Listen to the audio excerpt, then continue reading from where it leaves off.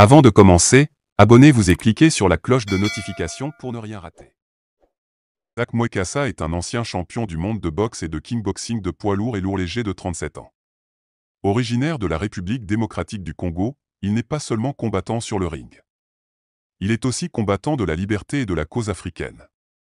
Ce panafricaniste ne décolère pas face à tous les torts subis par l'Afrique et ses fils parmi lesquels se trouvait Muammar Kadhafi. Dans une vidéo réalisée récemment, il dit ouvertement que le guide de la Jamaïria arabe libyenne a été assassiné par les Occidentaux pour ses projets révolutionnaires pour son peuple et pour toute l'Afrique. Selon lui, Kadhafi appliquait dans son pays une politique de redistribution équitable des ressources financières dont dispose la Libye. Il avait opté pour la gratuité tous azimuts, le système de santé était gratuit, le système éducatif était gratuit de la maternelle au supérieur, la distribution du carburant était presque gratuite puisque le litre d'essence était à 0,1 $. La fourniture d'eau était presque gratuite grâce à un programme révolutionnaire d'irrigation. Celui-ci, le plus grand au monde selon Zach, avait consisté à tirer l'eau depuis la mer pour arroser un pays désertique et mettre l'eau potable à la disposition de tous les citoyens. En plus, lorsqu'une femme accouchait, l'État lui donnait 5 000 $ pour la féliciter et l'encourager à assurer au bébé le minimum vital dès le berceau. Chaque Libyen avait droit à un domicile décent. Ce n'est pas tout. Tout Libyen qui acceptait d'être fermier avait droit à un terrain gratuit, à une maison gratuite, à des animaux, à la semence, et on mettait à sa disposition un expert agricole. Tout ce qu'il avait à faire, c'était de produire suffisamment pour se nourrir et nourrir les autres Libyens.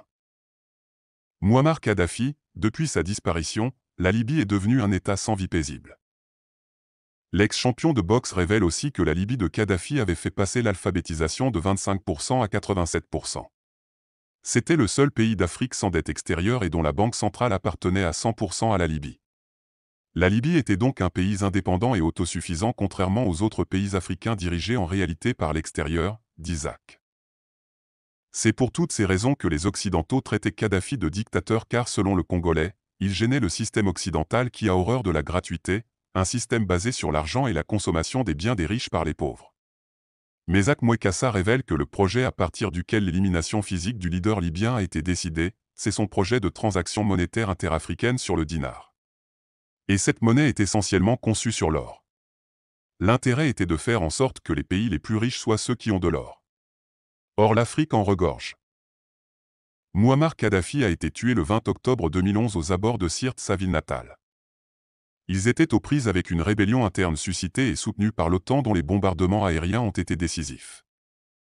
J'ai tenu à mettre au grand jour ces vérités pour que nous Africains sachions notre histoire à partir de nos propres canaux et non à travers les médias occidentaux, précise le champion à la fin de sa vidéo. Zach Mwekassa n'est pas à sa première sortie au service de l'Afrique et ce ne sera pas la dernière. Fondateur de Mwekassance, une école de pensée pour une prise de conscience africaine. Il est penseur, conférencier, écrivain, éducateur, businessman et ingénieur réseau informatique. Vous voulez plus de vidéos du même genre? Alors qu'attendez-vous? Cliquez sur le bouton j'aime et abonnez-vous pour ne plus rien manquer de nos vidéos. À très bientôt sur notre